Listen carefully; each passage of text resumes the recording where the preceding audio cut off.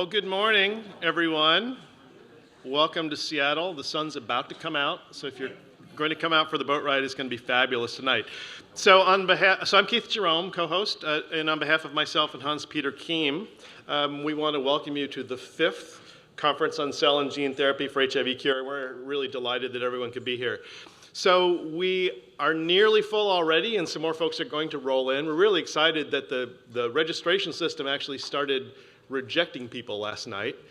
Most of them, I think, emailed me at some point in the middle of the night, and I think we got most everybody in the room, but we're really excited about the enthusiasm for this meeting.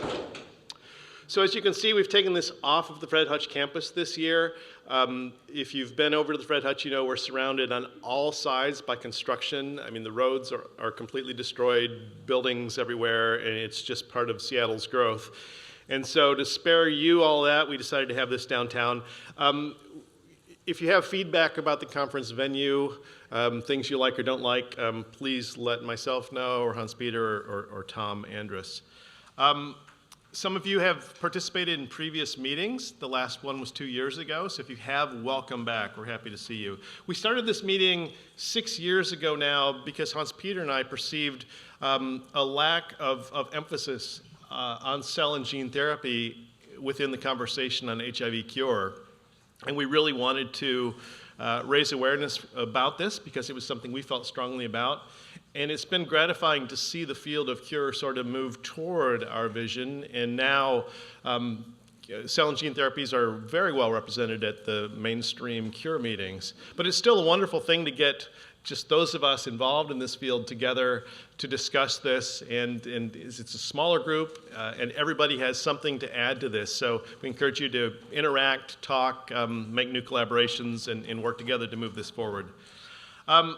So this is a wonderful time to remind everyone that really this quest for a cure can't be done by the scientists alone. So I really want to raise the awareness of our community colleagues who are at this meeting with us. And we have representatives from the CABs, the Community Advisory Boards, from all the collaboratories. From Believe, there's Richard Strange. From Beat HIV, Bill Freshwater's here.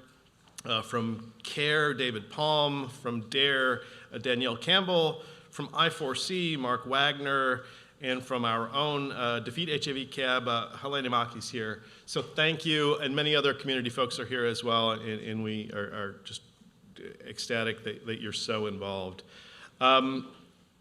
So I'm also thrilled to say we were able to provide scholarships to a number of postdoctoral fellows and graduate students, 14 to be exact, and unfortunately one of the few places where we had a little glitch in production of the booklet, a couple people didn't get printed, so I want to call out them. So Jason Jang from UCLA received one of the scholarships, Colby Maldini from the University of Pennsylvania, and our own Hillary Tungle from the University of Washington. So congratulations to you as well as all the other recipients.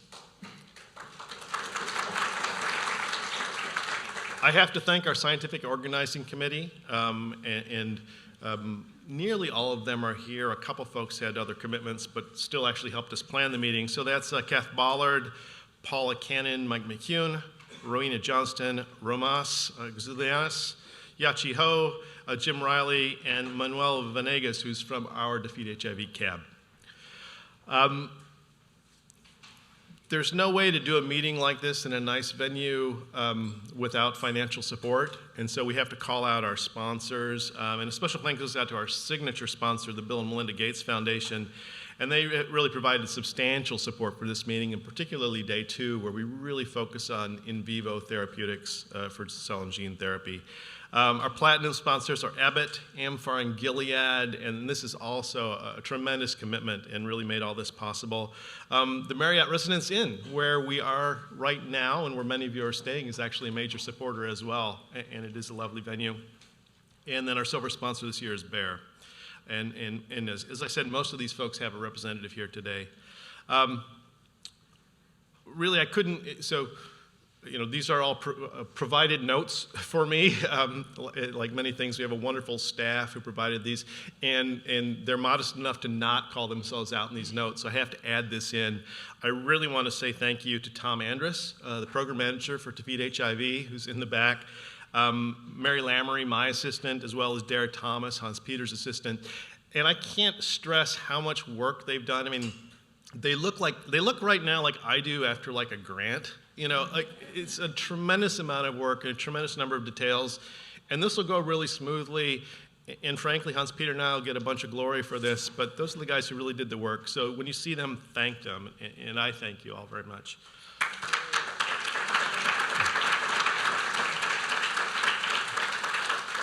Again, this meeting is all about interaction, so I encourage you to talk, to network, to come up with ideas, crazy or not, pursue them. You'll have time throughout the day. We have breaks. Hopefully you can come out on the cruise tonight, and that's really what we're here for. So now a couple housekeeping items. We do have, if you're speaking, there's a courtesy timer in big red numbers right here in the middle, and that'll be set for how much time you have. So, let's try to keep that roughly on time because the program is packed.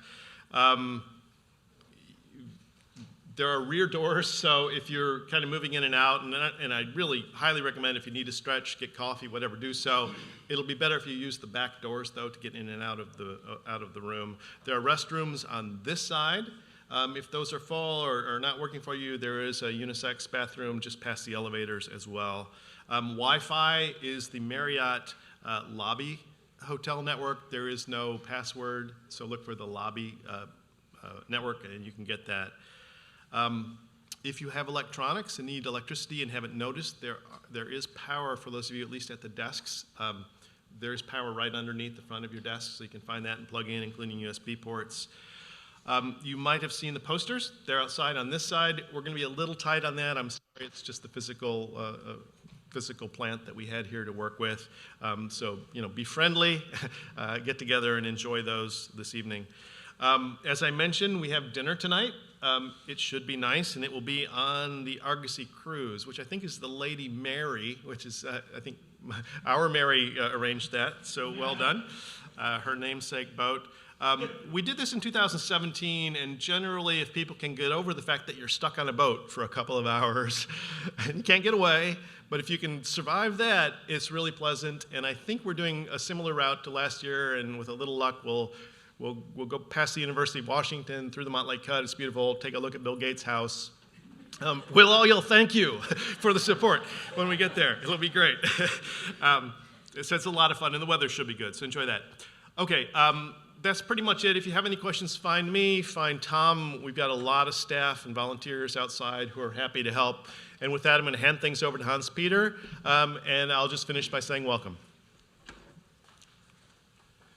Okay, I also want to welcome everyone to our fifth meeting. It's really been fantastic to actually organize this again this year. We had a break for a couple of years ago for last year.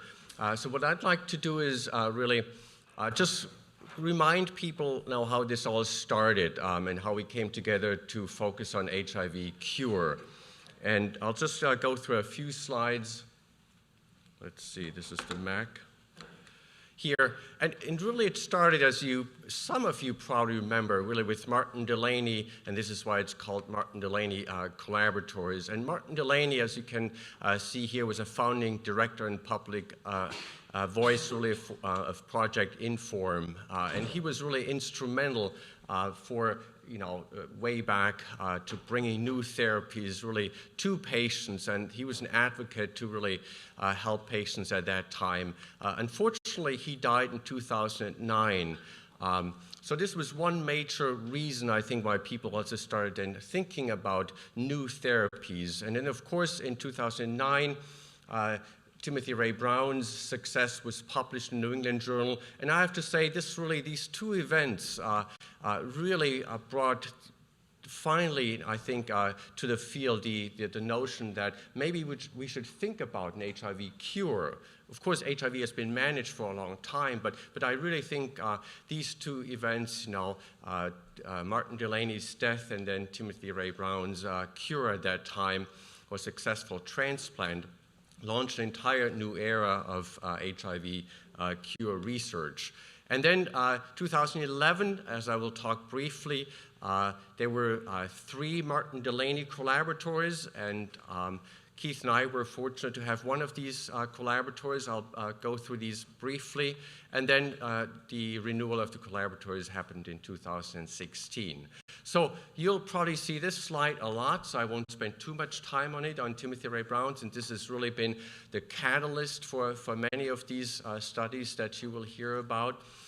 He was unfortunate that he developed leukemia and also had HIV, but was fortunate then that he found a physician in Germany who was looking for a HIV-resistant donor, a CCR5 delta 32 homozygous donor, and received a bone marrow transplant then from this HIV-resistant donor for his leukemia. Of course, he had to undergo myeloablative conditioning with radiotherapy and chemotherapy, and then an allogeneic transplant. That means he got cells from a different person, but was matched as much as possible at that time. And then he never went back on ART therapy and remains cured 12 years after he received the transplant. So this is really, I think, the critical piece. And of course, we were all totally excited here in Seattle, because I have to show this, because bone marrow transplantation was developed and pioneered here in Seattle. So we figured, well, we have to figure out, how can we use bone marrow transplantation for gene therapy for HIV cure. And I should probably also say it's been wonderful to see how we've learned so much from transplantation back then for the cancer field. And now we apply many of these same technologies to HIV. This has just been fascinating. I'm an oncologist, so this has been fascinating to see how we march forward, learn what we can do, use the knowledge we've gained from transplantation to immunotherapy, and now apply pretty much the same strategies and approaches to HIV cure. Okay, so the first 3 Martin Delaney Collaboratories here, as you can see, we were the defeatHIV Collaboratory up here in Seattle with Keith and I, and then DARE down in San Francisco, and then Dave Margolis in North Carolina with the CARE Collaboratory. Ours was, of course, then really focused on studying, establishing HIV cure in blood and the immune system in patients, and we also modeled this in non-human primates, really to understand now what contributed to the cure in Timothy Ray Brown. And ideally, we were trying to recapitulate this in the autologous setting, because we all know allogeneic transplantation does have its side effects. There's graft-versus-host disease, there's infections, there's chemotherapy. So really, while we learn a lot from this approach, it has to be done in a more safe way. And this is really what our collaboratory was about, to really learn from the transplant studies, how can we translate this to an autologous setting, so using the patient's own cells. And this is very simplified here, so we could simply take the patient's cells or the HIV-infected cells from the HIV-infected person, mobilize the cells into the blood. We would then bring back to the laboratory and modify them with an HIV-resistant gene, or, of course, knock out the CCR5 receptor, make the cells resistant to HIV, and then reinfuse the cells into the patient, ideally with minimal conditioning. And then we would have a completely restored hematopoietic system, immune system. And then, of course, also, as you can see up there, we would not only make the T cells resistant, but also over here the macrophages and other potential reservoirs. So that was really our thinking. The different approaches we were initially pursuing were fusion inhibitors with C46, and then really a number of strategies, nucleases. We've gone through the different nucleases here to really knock out CCR5. And of course, most of us now use CRISPR-Cas technology, but zinc finger technology remains very promising, I think, as well. But here's just a list of the different nucleases that have been applied for CCR5 knockouts over the years. And I'm sure you'll hear a lot about this today for the different cell types. So the second generation came about in 2016.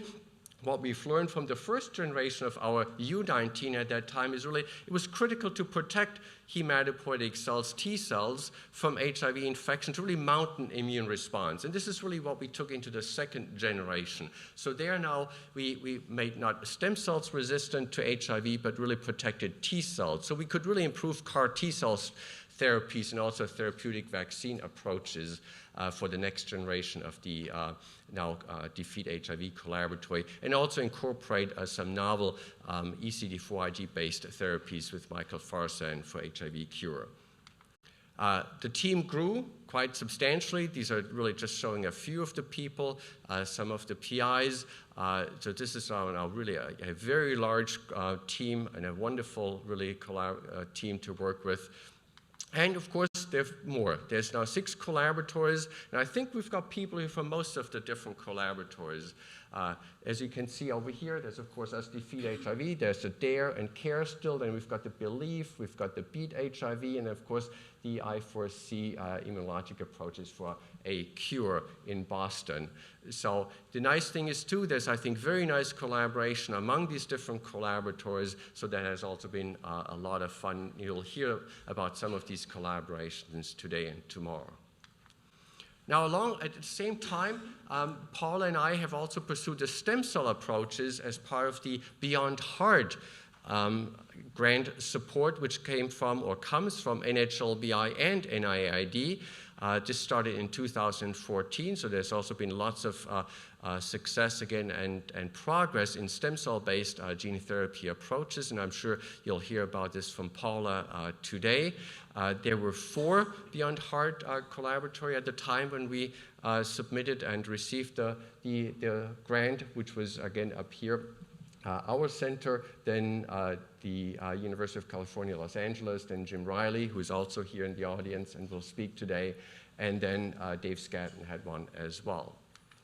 Okay, so I think it's going to be critical for us to continue to find a cure, to really work on these different areas. I think gene therapy and transplantation, immunotherapy is of course critical. As I said, it's critical for cancer therapy, it's critical for HIV therapy and cure, and then also figuring out ways to reactivate the latent reservoir, to really find the latent reservoir so we can activate it, and that's why we're all very happy and honored to have Bob Silicano here today for the keynote speaker to really help us figuring out where is the latent reservoir, and then you'll hear a lot about how we can reactivate the latent reservoir.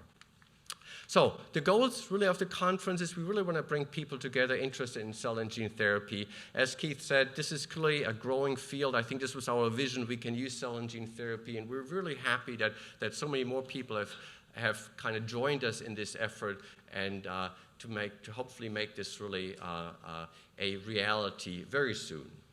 So the particular focus is on cell and gene therapy. We'd like to discuss really what are the limitations, the obstacles, and really ways to overcome that, and then really make sure that, talk to your colleagues and friends, and so we can form collaborations and hopefully, form, again, new collaborations to really figure out a way to cure HIV soon.